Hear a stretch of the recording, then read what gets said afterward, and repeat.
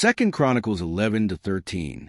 When Rehoboam arrived in Jerusalem, he mustered Judah and Benjamin, 180,000 able young men, to go to war against Israel and to regain the kingdom for Rehoboam. But this word of the Lord came to Shemaiah the man of God. Say to Rehoboam son of Solomon king of Judah, and to all Israel in Judah and Benjamin, this is what the Lord says, do not go up to fight against your fellow Israelites. Go home, every one of you, for this is my doing. So they obeyed the words of the Lord, and turned back from marching against Jeroboam. Rehoboam fortifies Judah. Rehoboam lived in Jerusalem and built up towns for defense in Judah: Bethlehem, Etam, Tekoa, Bethzur, Soko, Adullam, Gath, Mareshah, Ziph, Adoraim, Lachish, Azekah, Zorah, Aijalon, and Hebron. These were fortified cities in Judah and Benjamin. He strengthened their defenses and put commanders in them, with supplies of food, olive oil, and wine. He put shields and spears in all the cities, and made them very strong. So Judah and Benjamin were his. The priests and Levites from all their districts throughout Israel sided with him. The Levites even abandoned their pasture lands and property and came to Judah and Jerusalem, because Jeroboam and his sons had rejected them as priests of the Lord when he appointed his own priests for the high places and for the goat and calf idols he had made.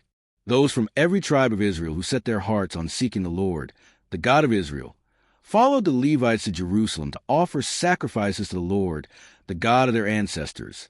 They strengthened the kingdom of Judah and supported Rehoboam son of Solomon 3 years, following the ways of David and Solomon during this time. Rehoboam's family. Rehoboam married Mahalath, who was the daughter of David's son Jerimoth and of Abihail, the daughter of Jesse's son Eliab. She bore him sons, Jush, Shemariah, and Zaam. Then he married Maacah daughter of Absalom, who bore him Abijah, Attai, Ziza, and Shelemith. Rehoboam loved Maacah daughter of Absalom more than any of his other wives and concubines. In all, he had 18 wives and 60 concubines, 28 sons and 60 daughters. Rehoboam appointed Abijah son of Maacah as crown prince among his brothers, in order to make him king. He acted wisely, dispersing some of his sons throughout the districts of Judah and Benjamin and all the fortified cities. He gave them abundant provisions and took many wives for them. Shishak attacked Jerusalem. After Rehoboam's position as king was established and he had become strong, he and all Israel with him abandoned the law of the Lord, because they had been unfaithful to the Lord. Shishak king of Egypt attacked Jerusalem in the 5th year of King Rehoboam, with 1,200 chariots and 60,000 horsemen, and the innumerable troops of Libyans, Sukkites, and Cushites that came with him from Egypt. He captured the fortified cities of Judah and came as far as Jerusalem. Then the prophet Shemaiah came to Rehoboam and to the leaders of Judah who had assembled in Jerusalem for fear of Shishak, and he said to them, "This is what the Lord says, you have abandoned me. Therefore I now abandon you to Shishak."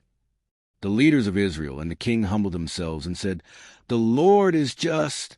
When the Lord saw that they humbled themselves, this word of the Lord came to Shemaiah: "Since they have humbled themselves, I will not destroy them, but will soon give them deliverance.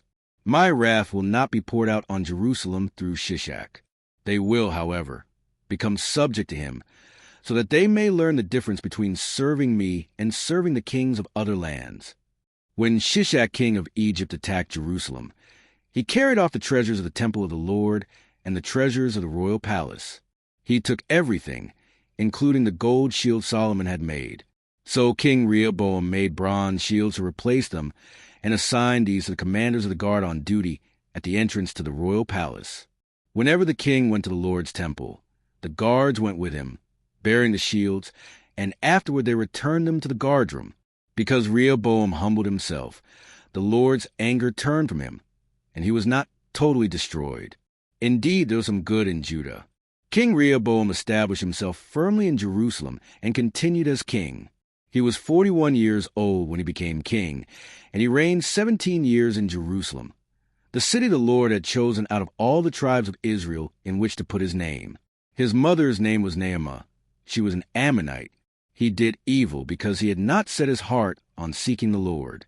As for the events of Rehoboam's reign, from beginning to end, are they not written in the records of Shemaiah the prophet and of Iddo the seer that deal with genealogies? There was continual warfare between Rehoboam and Jeroboam. Rehoboam rested with his ancestors and was buried in the city of David, and Abijah his son succeeded him as king. Abijah, king of Judah. In the 18th year of the reign of Jeroboam, Abijah became king of Judah, and he reigned in Jerusalem 3 years. His mother's name was Maacah, a daughter of Uriel of Gibeah. There was war between Abijah and Jeroboam. Abijah went into battle with an army of 400,000 able fighting men, and Jeroboam drew up a battle line against him with 800,000 able troops. Abijah stood on Mount Zemaraim in the hill country of Ephraim and said, "Jeroboam and all Israel, listen to me. Don't you know that the Lord, the God of Israel, has given the kingship of Israel to David and his descendants forever by a covenant of salt?" Yet Jeroboam, son of Nebat, an official of Solomon, son of David, rebelled against his master. Some worthless scoundrels gathered around him and opposed Rehoboam, son of Solomon, when he was young and indecisive and not strong enough to resist him.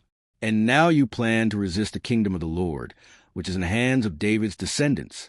You are indeed a vast army and have with you the golden calves that Jeroboam made to be your gods.